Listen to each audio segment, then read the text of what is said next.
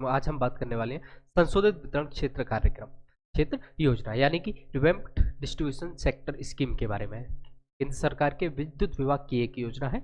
इसका मुख्य उद्देश्य नई बिजली उत्पादित करना नहीं है, बल्कि जो बिजली उत्पादन हो रहा है उसमें घाटे को कम करना है, उसमें विद्युत चोरी को रोकना है, उसमें होने वाली क्षति को रोकना है। तो इसके अलग अलग तरीके हो सकते हैं इनको रोकने के, जिनकी हम आगे बात करेंगे। तो देखिए, सबसे पहले विभाग कौन सा है? विद्युत विभाग। उसके बाद शुभारंभ कब हुआ? जुलाई 2021 में। तो संशोधित वितरण क्षेत्र कार्यक्रम 2021 से जुलाई से प्रारंभ होता है। राजस्थान सरकार के लिए ये फ्लैगशिप योजना में शामिल की गई है राजस्थान सरकार की। उसके अलावा मंत्रालय कौन है? ऊर्जा मंत्रालय और विद्युत विभाग के अंडर में कार्य कर रहा है। 2021 से 2025-26 तक का इसका क्या था? कार्यकाल था। इसको बाद में बढ़ा दिया गया। उसके बाद बात करें इसका मुख्य उद्देश्य क्या है। देखिए, जुलाई 2021 में केंद्र सरकार द्वारा शुरू की गई रिफॉर्म बेस्ड और रिजल्ट लिंक्ड इंसेंटिव बेस्ड जो स्कीम होती है वो स्कीम है। यानी कि हमें नई चीजों में क्या नहीं करना, नया विद्युत उत्पादन नहीं करना। इसके अंदर जो पहले से विद्युत उत्पादन हो रहा है उसमें रिफॉर्म्स करने हैं हमें।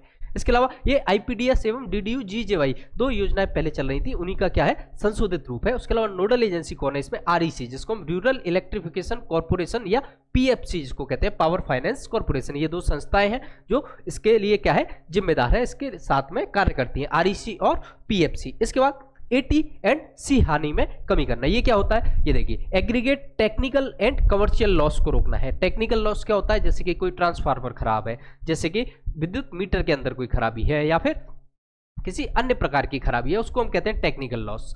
उसके बाद कमर्शियल लॉस। कमर्शियल लॉस क्या होता है कि विद्युत विभाग ने उत्पादन करी, मान लीजिए 100 रुपए की बिजली, उसमें से 80 रुपए की उसको वापस मिलते हैं, बची हुई 20 रुपए की बिजली मीटर में बिजली चोरी हो जाती है या मीटर में खराबी के कारण नुकसान हो जाता है। तो टेक्निकल लॉस और कमर्शियल लॉस दोनों लॉस रोकने हैं किसको? सरकार को। तो उसके लिए एटी एंड सी लॉस रोकना है। इसके अलावा एसीएस एंड एआरआर के गैस को क्या करना है? समाप्त करना है। एसीएस क्या होता है कि जो सप्लाई के लिए हम विद्युत जो देते हैं, मान लीजिए 100 रुपए की हमने सप्लाई करी, उससे एआरआर यानी कि एग्रीगेट जो रेवेन्यू हमें वापस मिलता है, वो रेवेन्यू मिला मान लीजिए 80 रुपए का, तो 20 रुपए का जो गैप है उस गैप को हमें क्या करना है? कम करना है। यानी कि सप्लाई का और रेवेन्यू का उस लॉस को हमें क्या करना है? कम करना है। तो इस लॉस को और इस लॉस को हम कैसे कम करेंगे आगे हम देखते हैं।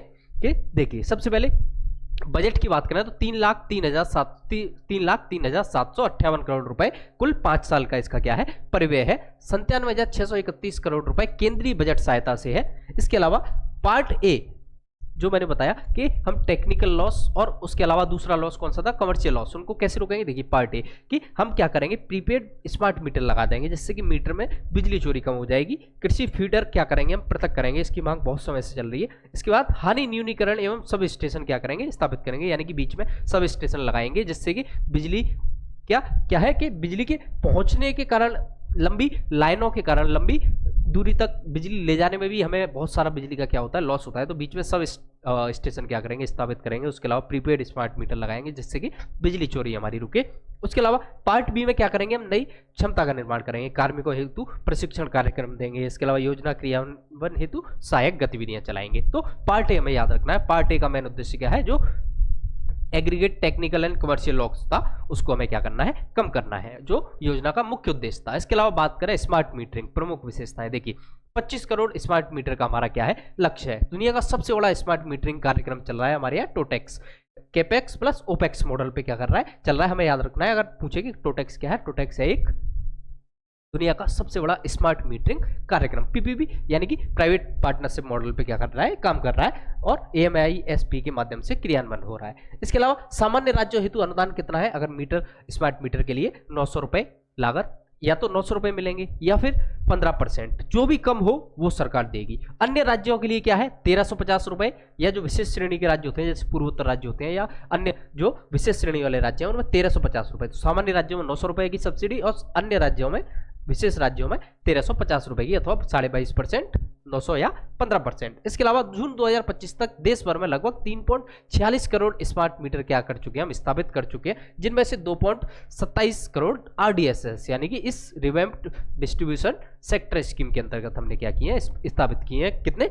2.27 करोड़। कब तक का डाटा है ये? जून 2025 तक का डाटा। इसके अलावा विशेष श्रेणी राज्य कौन से हैं? सभी पूर्वोत्तर राज्य, सिक्किम सहित जम्मू कश्मीर, लद्दाख, हिमाचल प्रदेश, उत्तराखंड, निकोबार, एवं लक्षद्वीप, इन राज्यों को उच्च दर से केंद्रीय अनुदान क्या होता है, प्राप्त होता है। उच्च दर यानी कि 1350 रुपए इनको केंद्रीय अनुदान क्या होता है, प्राप्त होता है। इसके बाद आगे अगर हम बात करें राजस्थान के संदर्भ में, राजस्थान में क्रियान्वयन कौन कर रहा है, राजस्थान राज्य विद्युत प्रसारण निगम लिमिटेड RVPNL जिसको हम कहते हैं, योजना क्रियान्वयन में सक्रिय भूमिका निभा रहा है। इसके अलावा जीनस पावर एवं पोलारिस जैसी कंपनियां जयपुर में के कोटपुतली में विनिर्माण इकाइयों सहित क्या कर रही है, मीटर निर्माण कर रही है। अगर आपसे पूछे कि राजस्थान में मीटर निर्माण कहां हो रहा है, तो कोटपुतली जयपुर जैसी जगहों पे। कंपनी कौन सी है, जीनस पावर और पोलारिस जैसी कंपनी है। राजस्थान में पीएम यानी कि पर मीटर पर मंथ सेवा शुल्क देश में सबसे कम है। ये अपने को याद रखना है, कितना रुपए, लगभग 60 रुपए पर मीटर पर मंथ। कितना शुल्क, सेवा शुल्क है 60 रुपए, जो मिनिमम चार्ज लगता है मीटर के ऊपर पर मंथ का, वो सबसे कम देश में कहां है, राजस्थान के अंदर। अन्य महत्वपूर्ण पीएम कुसुम योजना हमने पढ़ी थी, उसके अंदर कृषि फीडरों का सोलराइजेशन, किसानों को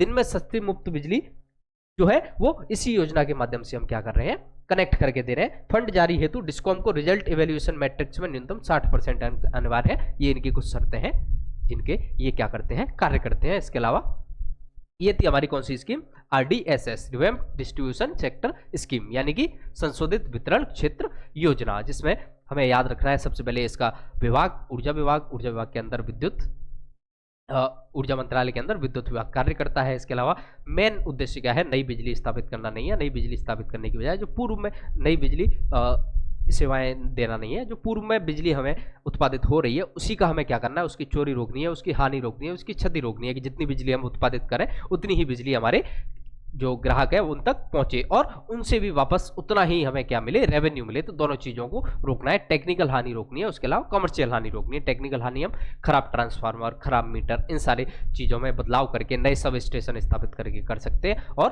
कमर्शियल चोरी हम किस तरीके से रोक सकते हैं कि स्मार्ट मीटर हम लगा सकते हैं। उसके अलावा कार्मिकों को दक्षता पूर्ण क्या दे सकते हैं, ट्रेनिंग दे सकते हैं। ये सारे कार्यक्रम हम चला सकते हैं। उसके अलावा लगभग 1.25 करोड़ मीटर RDSS के तहत स्मार्ट मीटर लग चुके हैं पूरे देश में। अगर बात करें तो 3.5 करोड़ के लगभग मीटर लगे हुए हैं, उनमें से 2.25 करोड़ के लगभग किसने लगवाए हैं, अकेले RDSS स्कीम के तहत लगे हैं। राजस्थान की अगर हम बात करें तो कार्यान्वयन कौन कर रहा है, RVPN, और उसके अलावा पर मीटर पर मंथ का जो सेवा शुल्क है वो राजस्थान में क्या है, सबसे कम है। तो ये थी हमारी कौन सी RDSS स्कीम, राजस्थान की कैसी